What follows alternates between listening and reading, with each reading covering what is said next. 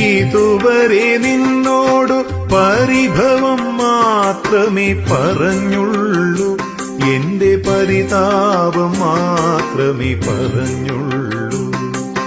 ഗുരുവായൂരപ്പ, ഇതുവരെ നിന്നോടു പരിഭവം മാത്രമേ പറഞ്ഞുള്ളൂ, എന്റെ പരിതാപം മാത്രമേ പറഞ്ഞുള്ളൂ.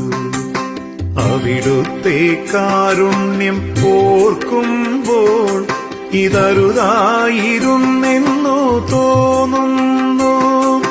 അപരാധം കണ്ണ പൊറുത്താലും എന്റെ